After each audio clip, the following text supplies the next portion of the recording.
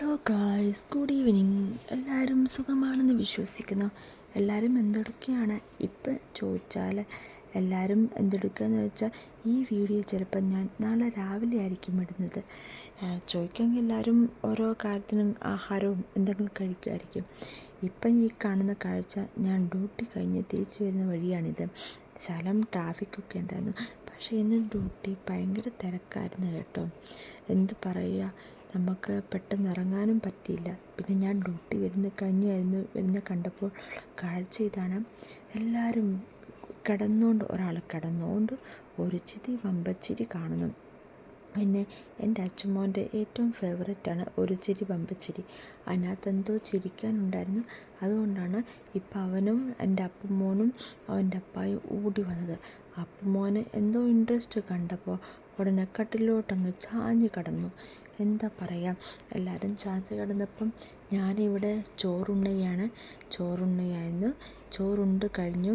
പിന്നെ ചോറുണ്ട് കഴിഞ്ഞപ്പം അവൻ്റെ അപ്പായി ഞങ്ങളിവിടെ ഭയങ്കര കൊതുശല്യാണ് കേട്ടോ.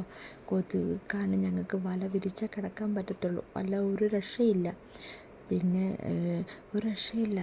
കൊതുക് വല വിരിച്ചില്ലെങ്കിൽ നമ്മൾ നടക്കുന്ന വഴിയിലൂടെ പാൻറ്റിൻ്റെ ഇടയിലൂടെയാണ് കുത്തി വന്ന് കടിക്കുന്നത്. അതാ എന്ത് സ്പ്രേ അടിച്ചാലും ഒരു രക്ഷയില്ല. കൊതുകുകളുടെ ശല്യം കാരണം നമുക്കിരിക്കാൻ പറ്റില്ല. അല്ല, ഞാൻ സംസാരിച്ച് ഞാൻ വിഷയം മാറിപ്പോന്നു. പിന്നെ ചോറുണ്ട് കഴിഞ്ഞിട്ട് പിന്നെ കുറച്ച് പാത്രം കഴുകാനുണ്ട്. ഞാൻ കഴിച്ച പാത്രവും പിന്നെ കുറച്ച് പാത്രങ്ങളുണ്ടായിരുന്നു. അതെല്ലാം ഇങ്ങനെ കഴുകിക്കൊണ്ടിരുന്നപ്പോഴാണ് ഞാൻ ഓർത്തിക്കോ നാളെ രാവിലെ എന്തോ കഴിക്കാനുള്ള കറിയെന്ന്. അപ്പോഴാണ് എൻ്റെ മനസ്സിൽ ഓർത്തത് കടല ഇട്ടേക്കാമെന്ന്. പിന്നെ ഞാൻ കടലെല്ലാം വെള്ളത്തിലിട്ടു, പാത്രങ്ങളെല്ലാം കഴുകി. പിന്നാണെങ്കിൽ ഞാൻ നോക്കുമ്പോൾ സിങ്ക് അപ്പടി അഴുക്കായിട്ട് കിടക്കുന്നു. പിന്നെ ആ സിങ്കും കൂടി ശകലം വൃത്തിയാക്കി കഴുകി. പിന്നെ കഴുകി വൃത്തിയാക്കി കഴിഞ്ഞപ്പോഴാണ് ഞാൻ നോക്കുമ്പം നമ്മുടെ ഇത് ഗ്യാസ് അടുപ്പ് അപ്പടി അവിടെ ഇവിടെ എന്നും നമ്മൾ രാവിലെയൊക്കെ ഓരോന്ന് ഉണ്ടാക്കുന്നതല്ലേ. അപ്പം രാവിലെ ഉണ്ടാക്കിയിട്ട് രാവിലത്തെ ഇത് കഴിയുമ്പം നമ്മൾ പിന്നെ അത് വൃത്തിയാക്കുന്നതാണ്. എന്നാലും വൃത്തിയാക്കിയില്ലെങ്കിൽ മനസ്സിലൊരു ഒരു സങ്കടം.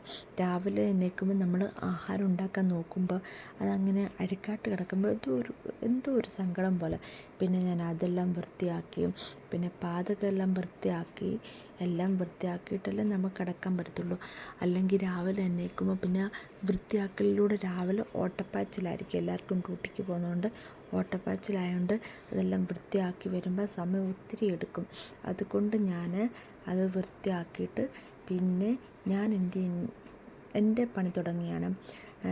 പിന്നെ ഞാൻ എൻ്റെ രാത്രി കിടക്കുന്നതിന് മുമ്പ് പല്ലൊക്കെ വൃത്തിയാക്കി തേച്ചിട്ട് ഞാൻ കിടക്കത്തുള്ളൂ.